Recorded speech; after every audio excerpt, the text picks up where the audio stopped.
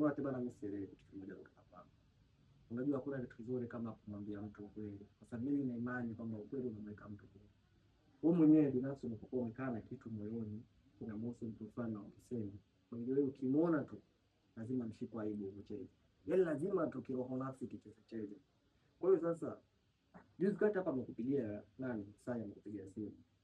Anakuona kabisa uko na mtu. Kupigia simu ndio unachukua simu unaikaa kwa usingizi. Mimi wanawake.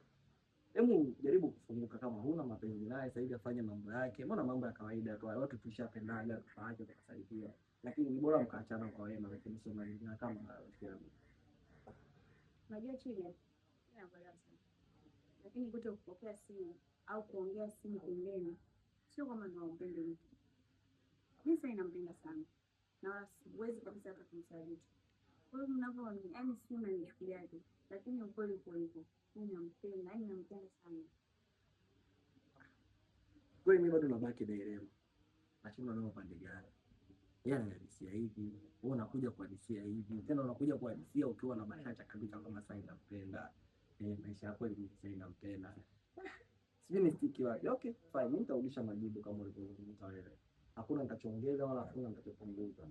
Lakini tu jitahidi sana kumzingatia basi. Kama kwa unampenda, jaribu baadhi ya mambo kumwonyesha kama kwa unampenda, sio unampenda basi kumpenda. No, jaribu kuonesha ule upendo wako na naye apate kitu kwamba maana Aina anapenda, Aina kwa hivi na nini. Sio naelewa. Sawa, ndio nitaenda. Haya mama, mimi nimefurahishwa na majibu yako. Hapo uko unaelekea, sio unaelekea. Nenda dukani mara moja mkuta. Okay, kwa asante kwa muda wako na samahani kwa kuchelewesha. Hamna usijali. Poa shemeji yako.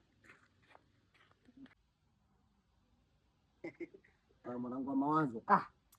Kwa vipi kaza? Mwanangu huko nilipotoka ni shwari. Mguu bandika mguu bandoa. Sikufichi nimetoka kuongea na yule mwanamke ambaye yeye anakusumbua kichwa. Natumaini una mapya.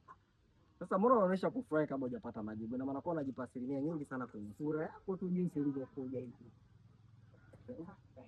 Bana nimekaa na Irene bana nimezungumza naye ndani. Sikutaka kukopesha wote hivi. Ulivyosema kwamba anakuzingua mambo. Ulisema kwamba anakuzingua katika mahusiano yenu, mara walipigia simu hajapokea. Amejitetea. Amesema kama mimi sikupokea simu sio kwa sababu kama na mahusiano na wewe. Hapana. Lakini sijapokea simu kwa sababu ninamdharau. Mimi sasa ninampenda na namkubali sana. Kwani mimi mwenyewe nikakosa jibu, nikashindwa ni upande gani. But mimi nikaamua nibebe jibu kama lilivyo na nije nikuwasilishie wewe.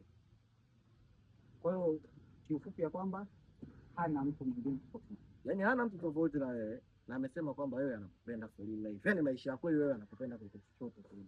Hata nitamini ndio sawa.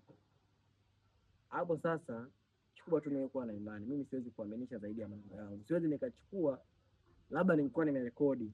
Hapo sawa. Nilikuwa nimerekodi nilikuja ngakusikilizisha lakini in short hata kama akipata muda wa kuzungumza na wewe atakwambia hicho ambacho mimi nakwambia.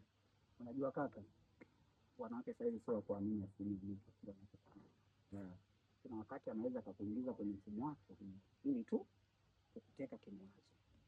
Ila nakumaini kabisa na asilimia kadhaa ya kwamba kuna namna fulani. Maana sio Irene yule ambaye mimi naye. Irene sasa hivi amechange kabisa. Labda tu tuendelee kufanya uchunguzi na uendelee kumfuatilia kwa kina. Mimi nimekuelewa vizuri. Mjumbe auawi. Ndio ujumbe nimefikisha. Lakini nakuachia kakaumeza kichwa hapa. Waswahili wanasema mpende akupendea achana na asiyekupenda. Lakini mimi ninachokushauri kitu kimoja. Mpende anayekuhudumia na sio mhudumia unayempenda. Sasa huduma zimepungua ya saiti. Kwa kama